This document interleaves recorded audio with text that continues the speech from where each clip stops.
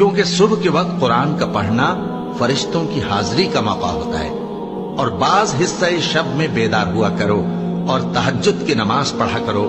یہ شب خیزی تمہارے لیے ایک اضافی عمل ہے۔ امید ہے کہ اللہ تم کو مقام محمود پر فائز فرمائے۔ اور کہو کہ اے پروردگار، مجھے مدینے میں اچھی طرح داخل کیجو اور مکے سے اچھی طرح نکالیو، اور اپنے ہاں سے زور و قوت کو میرا مددگار بنائیو، اور کہہ دو کہ حق آ گیا اور باطل نابود ہو گیا، بے شک باطل نابود ہونے والا ہے۔